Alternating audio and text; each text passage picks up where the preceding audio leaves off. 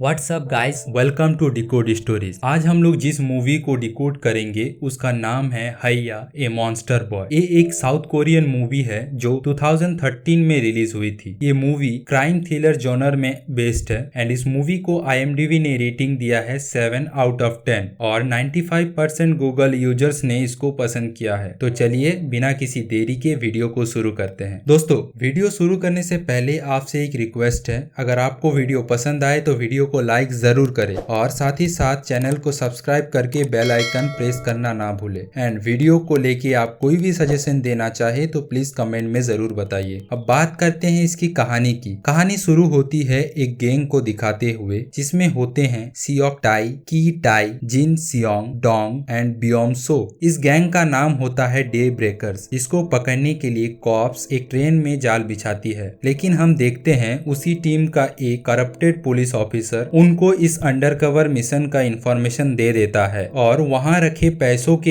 एक सूटकेस को छूने से मना करता है। हालांकि तब तक बियोम सो उस सूटकेस को वहां से उठा चुका था, जिसके बाद वहां पे मौजूद सभी पुलिस बियोम सो को चारों ओर से घेर लेती है। बियोम सो वहां से भागने के लिए एक हॉकर को पकड़ लेता है और उसके गले पे चाकू रख देता है। पुलिस हॉकर की जान बचाने के लिए उनको जाने देती है, मगर पुलिस को ये नहीं पता होता कि हॉकर भी उसी गैंग का एक मेंबर होता है जो बाद में एक पुलिस को मार के वहां से भाग जाते हैं। आगे सीन शिफ्ट होता है और उन लोग सब अपने अड्डे पे मिलते हैं, जहां हमें पता चलता है उन्होंने एक बच्चे को किडनैप किया है और इस बच्चे के लिए उसके पेरेंट्स से रैंसम की डिमांड भी किए हैं, मगर उसके पेरेंट्स इसकी खबर पुलिस को दे देते हैं एंड इसीलिए पुलिस किडनैपर को पकड़ने के लिए उस ट्रेन में मौजूद थी। तो डे ब्रेकर्स का पूरा प्लान फेल हो जाता है। इसीलिए गुस्से में बियोम सो उस बच्चे को मारने आगे बढ़ता है, लेकिन सियोक टाई उसे ऐसा करने से रोक देता है। इस इंसिडेंट के बाद कहानी 14 साल बाद दिखाई जाती है, जहां हम डे ब्रेकर्स को फिर से एक घर में रॉबरी करते हुए देखते हैं और घर के ऑनर को बेरहमी से मार के उसका सारा पैसा लूट लेते हैं। एंड उस ऑनर के साथ और एक आदमी रहता है जिसे सियोक टाई अंधा समझ के छोड़ देता है एंड उसे पुलिस को कुछ न बताने का थ्रेट भी देता है। इसी बीच एक पेट्रोलिंग पुलिस जीप वहां पहुंच जाती है और डे ब्रेकर्स के कार का पीछा करती है, मगर थोड़ी दूर पीछा करने के बाद उनके सामने से डे ब्रेकर्स गायब हो जाते हैं। लेकिन पुलिस को एक लड़का दिखता है जो साइकिल से गिर गया था और उसके फ्रूट्स भी नीचे पड़े हुए थे, जिससे पुलिस को ये पता लगता है कि डे ब्रेकर्स इसी रास्ते से हड़बड़ी में भागे होंगे, जिससे पुलिस उसी रास्ते से उनका पीछा करती है। अब हम उसी लड़के को देखते हैं जो अपने फ्रूट्स को उठा के थैली में डालता है और वहां से बस में अपने घर की ओर चल देता है। एंड जब वो बस स्टैंड पे उतरता है उसकी नजर एक लड़की पे जाती है जिसका नाम था यू क्यांग एंड उसका साइकिल भी खराब हो चुका था। वो उसकी मदद करने आगे बढ़ता है, लेकिन उसकी हिम्मत नहीं हो रही थी उसके पास जाने की। इसी बीच यू क्यांग भी उसे देख लेती है और लड़के को मदद के लिए पुकारती है। लड़का थोड़ी हिचकिचाहट के साथ उसकी मदद करता है एंड जब दोनों घर के तरफ जा रहे होते हैं यू क्यांग उससे बात करने की कोशिश करती है, लेकिन वो इतना शाय था कि उसकी बातों का जवाब नहीं दे रहा था। एक मोड़ तक पहुंचने के बाद लड़का यू क्यांग को बाय बोल के जाने लगता है, तो यू क्यांग जाने से पहले उसका नाम पूछती है, जिससे वो अपना नाम हैया बोलता है। ये नाम सुन के यू क्यांग हंसने लगती है क्योंकि उसने ऐसा नाम पहली बार सुना था। जिसके बाद हैया उसको एक ऑरेंज गिफ्ट करता है और अपने घर की तरफ चल देता है। हैया इससे पहले यू क्यांग को बहुत बार उसी रास्ते पे देखा था, मगर उससे बात करने की उसकी कभी हिम्मत नहीं हुई एंड कहीं ना कहीं हैया उसे पसंद भी करने लगा था। इस हेल्प के बाद यू क्यांग भी उसे अपना दोस्त बना लेती है। आगे जब हैया उसको छोड़ के अपने घर पहुंचता है, हमें डे ब्रेकर्स भी उसी घर में दिखाई देते हैं और हमें ये पता चलता है हैया वही बच्चा है जिसे डे ब्रेकर्स किडनैप करके लाए थे एंड बाद में उसकी परवरिश भी करते हैं। लेकिन इस बात से हैया अनजान था और उन्हीं क्वीन को ही अपना फादर मानता था, इसीलिए आज उसने उनको पुलिस से बचाने में मदद किया। हैया उसी घर में एक लेडी से बहुत ज्यादा क्लोज था जिसका नाम था योंगजू एंड हैया उसी को अपना मदर भी समझता था। दूसरी ओर सियोक योंगजू पे बहुत टॉर्चर करता और उसे जंजीरों से बांध के रखता। सियोक एक कूल माइंडेड मगर बहुत ज्यादा खतरनाक आदमी होता है। सियोक खुद की तरह हैया को भी एक एशियन बनाने के लिए ट्रेंड करता था। नेक्स्ट सीन में हम देखते हैं उनको ये पता चलता है कि जिस आदमी को उन्होंने रॉबरी में छोड़ दिया था अब वो पुलिस विटनेस बन गया है, तो उसे रास्ते से हटाने के लिए क्वीन पुलिस स्टेशन के सामने सामने एक बिल्डिंग में पहुंचते हैं एंड साथ में हैया को भी उन्हीं के साथ ले जाते हैं। इधर बिल्डिंग पे पहुंच के सियोक हैया को उस आदमी को शूट करने बोलते हैं। हैया अभी भी किसी इंसान को नहीं मारा था, जिससे वो काफी डर जाता है एंड उसको खुद के सामने एक मॉन्स्टर भी दिखाई देता है, जिसके लिए हैया ट्रिगर दबा नहीं पाता। तब तक वो आदमी भी वहाँ से बच के निकल जाता है। ये देख के सियोक गुस्से में हैया को घर में लाते हैं और बहुत मारने लगते हैं। इधर डे ब्रेकर्स भी उसी आदमी को किडनैप करके घर ले आते हैं और हैया के आंखों के सामने उसका बेरहमी से मर्डर कर देते हैं। जब सियोक उससे गोली ना चला पाने का रीजन पूछता है तो हैया कहता है वो उनके जैसा नहीं बनना चाहता, ना ही किसी को मारना चाहता है और उसे हर जगह एक मॉन्स्टर दिखाई देता है जिससे वो बहुत डरता है। ये सुन के सियोक उसे पनिश करने के लिए एक रूम में लॉक कर देता है, जो उसे बचपन से किया जाता था उसके अंदर के मॉन्स्टर के डर को भगाने के लिए।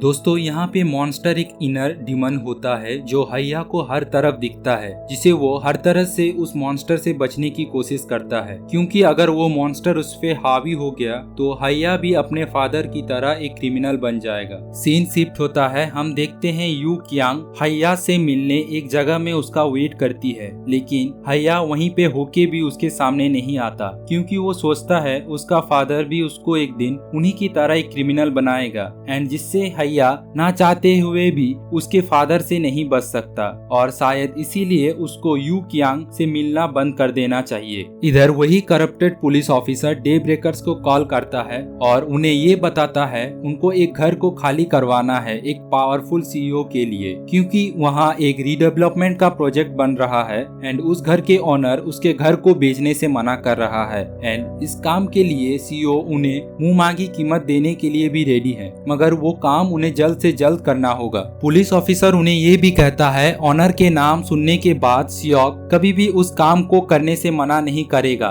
ऐसा क्यों, ये तो हमें थोड़ी देर में पता चलेगा। दोस्तों सियोक फिर से जानबूझ के हैया को उस काम में इन्वॉल्व करता है और उसे उस घर के मेन डोर को खोलने को बोलता है, क्योंकि उस एरिया में बहुत सारे घर होते हैं और वहाँ कंस्ट्रक्शन साइट होने के कारण उस जगह पर कॉप हमेशा पेट्रोलिंग करते हैं एंड इसीलिए उनको कॉप के नजरों से बच के घर में एंटर करना पड़ेगा और उन कपल के मर्डर को एक रॉबरी की तरह प्रिटेंड करना होगा। इस घर में इम ह्योंग एंड उसकी पत्नी जियोन रहती है और उन्हें ये भी पता होता है हर संडे उन लोग चर्च जाते हैं। तो डे ब्रेकर्स का प्लान होता है वो जब चर्च के लिए चले जाएंगे इस मौके का फायदा उठा के वो सब घर में घुसेंगे एंड उनके आने का वेट करेंगे। हैया किसी तरह घर में घुसता है एंड घर में घुसने के साथ उसे कबर्ड के अंदर से कुछ आवाज सुनाई देता है। वो जाके जब कबर्ड खोलता है उसे जियोन छुपी हुई मिलती है, लेकिन जियोन इतनी डरी हुई थी कि हैया को उस पे दया आ जाता है और उसे कोई नुकसान नहीं पहुंचाता एंड उनको डे ब्रेकर से बचाने के लिए कबर्ड को बंद कर देता है। हैया जब घर को चारों तरफ से देख रहा था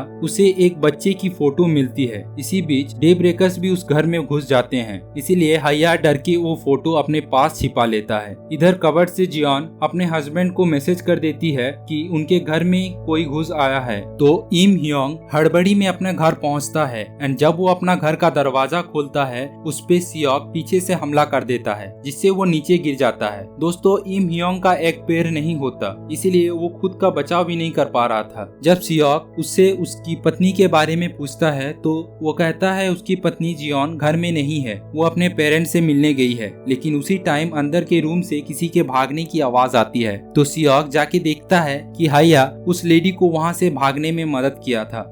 ये देख के सियोक उसे मारता है एंड उसके हाथ में गन देके इम ह्योंग को शूट करने बोलता है, मगर हैया बहुत डरा हुआ था और हेजिटेट फील कर रहा था इम ह्योंग को मारने में। मगर सियोक के बार बार मारने से एंड फोर्स करने के बाद गुस्से में आके इम ह्योंग के शरीर को गोलियों से छल्ली कर देता है। अब उस मर्डर के बाद हैया अंदर से टूट चुका था एंड 2 दिन तक अपने आप को एक रूम में बंद कर लेता है। जहाँ उससे मिलने योंग जो आती है तभी वहाँ रखे हुए एक बच्चे की फोटो पे उसकी नजर पड़ती है। उसे देख के हैया को पूछती है कि उसे ये फोटो कहाँ से मिला और बड़े प्यार से कहती है ये तुम्हारे बचपन की फोटो है और देखो बड़े होते होते तुम्हारा फेस कितना चेंज हो गया है। लेकिन हैया उसे कहता है ये फोटो उसकी नहीं है, लेकिन योंगजू उसे श्योरिटी के साथ कहती है कि ये हैया की ही बचपन की फोटो है। ये सुन के हैया को थोड़ा अजीब लगता है एंड वो फिर से इम ह्योंग के घर जाता है, जहाँ पे उसे एक मिसिंग चाइल्ड के पंपलेट मिलते हैं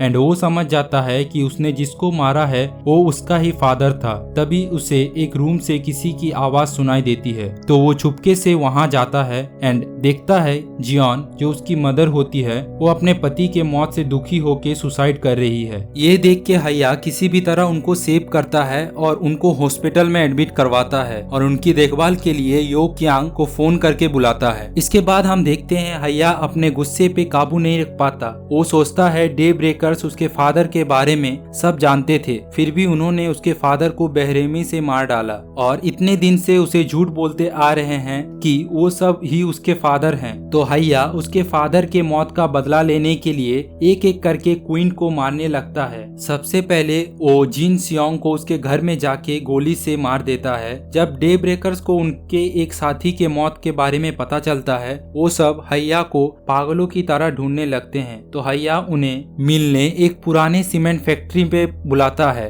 और उनके साथ साथ उस सीईओ के गैंग को भी बुलाता है जिसने उसके फादर को मारने के लिए डे ब्रेकर्स को कॉन्ट्रैक्ट दिया था। इधर दोनों गैंग जब उस सीमेंट फैक्ट्री में मिलते हैं तो हैया दूर से उनके कुछ समझने से पहले ही स्नाइपर से सीईओ के गैंग के ऊपर शूट करना चालू कर देता है, जिससे उनको ये समझ आता है कि डे ब्रेकर्स ने उनको मारने वहां बुलाया है। जिसके बाद वो सब भी फायरिंग शुरू कर देते हैं और इसी फायरिंग में डे ब्रेकर्स के तीनों मेंबर की मौत हो जाती है, लेकिन वहां से सियोक बच के निकल जाता है। आगे हम देखते हैं वही करप्टेड पुलिस ऑफिसर सियोक को जियोन योंग के बारे में बता देता है। तो सियोक उसके साथियों के मौत का बदला लेने जियोंग से मिलने हॉस्पिटल जाता है और उसको ये बताता है कि उसने उसके पति को मारा है और 14 साल पहले उसने ही उसके बेटी को किडनैप किया था एंड उसे अपने और उसके पति के दुश्मनी का कारण भी बताता है। अब कहानी फ्लैशबैक में जाती है जहां हमें पता चलता है सियोक और उसके 4 साथी एक ही ऑर्फेनेज में बड़े हुए थे। इस ऑर्फेनेज का नाम था सुनजी ऑर्फेनेज और उस ऑर्फेनेज का चीफ डायरेक्टर था इम ह्योंग के फादर एंड दोनों मिलके उस ऑर्फेनेज का देखभाल भी करते। सियोक को बचपन में एक मॉन्स्टर दिखता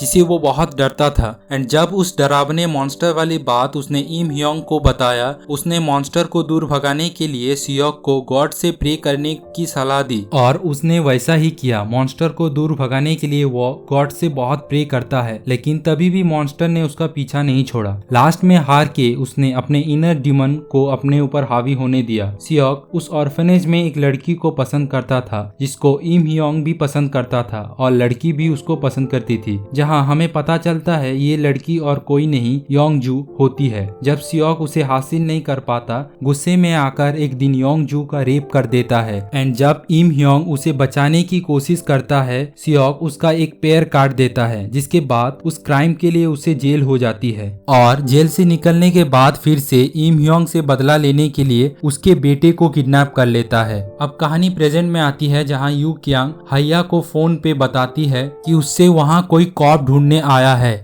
तो हैया समझ जाता है करप्टेड पुलिस उसके मदर के बारे में जान गया है और उसने उसकी खबर सियोक को दे दी है एंड सियोक उसके मदर को भी मारने उस हॉस्पिटल में गया होगा। वो किसी भी तरह उस हॉस्पिटल तक पहुंचता है, लेकिन जब तक वो अपने मदर को बचाने पहुंचता है तब तक सियोक उसे मार चुका होता है। इधर घर आके सियोक योंगजू पे भी टॉर्चर करने लगता है। उसी वक्त हैया भी वहां पहुंच जाता है और सियोक को उन्हें छोड़ देने को बोलता है, लेकिन सियोक उसे देख के योंगजू को और ज्यादा मारने लगता है और गन निकाल के शूट करने जाता है कि इधर से हैया उस पे गोली चला देता है और सियोक एक स्माइल के साथ वही अपना दम तोड़ देता है क्योंकि उसका सपना पूरा हो चुका था और हैया भी उनकी तरह एक मॉन्स्टर बन चुका था। मूवी एंड होती है वही सीईओ को दिखाते हुए जो अपने गोल्डन सिटी कंप्लीशन सेरेमनी को अटेंड करने आता है, मगर जब वो स्टेज पे होता है उसके सामने वाले बिल्डिंग से हैया स्नाइपर से गोली चला के उसे भी मार डालता है और वही एक भीड़ में मिल जाता है। इसी के साथ मूवी यही खत्म हो जाती है।